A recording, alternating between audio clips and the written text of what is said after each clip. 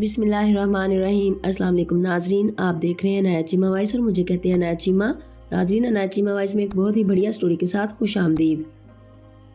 तो नाजरीन, मेरे चैनल पर जो न्यू है वो जल्दी से मेरे चैनल को सब्सक्राइब कर लें और साथ लगे बेल के बटन को प्रेस कर लें। शाह वलीउल्लाह के बेटों में बड़े बेटे शाह अब्दुल अजीज़ हैं जो 1159 हिजरी में पैदा हुए। इल्म फजल और तकद्दुस में बाप के हम मर्तबा थे और जहानत और तबाई में जवाब ना रखते थे। उनकी हाजिर जवाबी दहली में अभी तक नकल होती चली आई है। इनमें से चंद को यहाँ पेश किया जा रहा है। एक शख्स ने एक मसला दरियाफ्त किया, हजूर, ये पेशावर तवाइफे मरें तो इनकी नमाज जनाजा पढ़नी चाहिए या नहीं?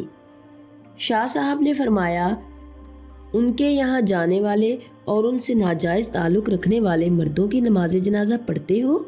साइल ने कहा, हाँ, उनकी तो पढ़ते हैं। शाह साहब ने फरमाया, तो उन तवाइफों ने उनसे बढ़कर कौन सा कसूर किया कि उन्हें नमाज जनाजा से महरूम रखा जाए? दिल्ली का प्रेसिडेंट शाह साहब से मिलने आया और बातों बातों में कहने लगा, जनाब, मैंने एक सवाल कई आलमों से किया, कोई तसल्ली बख्श जवाब नहीं मिलता। आप भी गौर कीजिए। सवाल ये है कि एक मुसाफिर रास्ता भूल गया है। उसने देखा कि एक शख्स सामने पड़ा सो रहा है और एक शख्स उसके बराबर बैठा है। अब मुसाफिर जागते से रास्ता मालूम करे या सोते से? शाह साहब सवाल की तह तक पहुंच गए। सोते से मुराद हज़रत मोहम्मद सल्लल्लाहु अलैहि वसल्लम थे और जागते से मुराद हज़रत ईसा अलैहिस्सलाम। शाह साहब ने फ़ौरन जवाब दिया, वो जागने वाला खुद इस इंतज़ार में बैठा है कि सोने वाला उठे तो उससे रास्ता मालूम करे। मुसाफिर को चाहिए कि वो भी सोने वाले का उठने का इंतज़ार करे।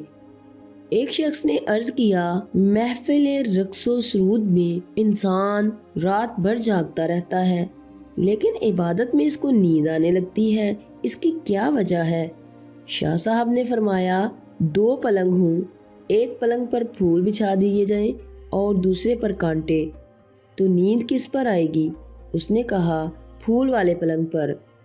फरमाया, बस रक्सो सरूद की महफिल की मिसल कांटों वाले पलंग की है और अल्लाह की इबादत वाले की मिसाल फूल वाले पलंग की है। एक सौदागर को अपनी बीवी से बहुत मोहब्बत थी, लेकिन बीवी के बाप से वो कुछ ना खुश था। वो सौदागरी के लिए सफ़र पर जाने लगता तो बीवी को ताकीद की कि अगर बाप के घर गई तो तुझको तलाक। इत्तफाक की बात, इसी असना में बीवी के वालिद का इंतकाल हो गया। सौदागर की बीवी क्या करती, उससे रहा न गया और वो बाप के घर जा पहुंची। सौदागर आया तो परेशान हुआ कि बीवी खामखवाह हाथ से चल दी। जिस आलम से भी फतवा मालूम करता सब यही कहते, तलाक हो गई। शाह साहब के सामने भी ये मसला आया तो आपने बर्जिस्ता फरमाया, तलाक नहीं हुई, इसलिए कि बाप के मरने के बाद वो घर बाप का कहाँ रहा, वो तो उसका ही घर हो गया। सौदागर की बीवी अपने बाप के घर नहीं गई बल्कि अपने घर गई, फिर तलाक कैसी? एक अंग्रेज़ ने शाह साहब से सवाल किया कि हमारी कौम के सैकड़ों आदमी एक जगह जमा हो जाएं तो एक रंग और एक रूप के नजर आएंगे, लेकिन आपकी कौम में कोई काला, कोई गोरा, कोई सांवला, ऐसा क्यों? शाह साहब ने फरमाया, गधे सब यकसा होते हैं और घोड़े मुख्तलिफ होते हैं, कोई सब्ज़ा, कोई नकरा, कोई सुरमाई।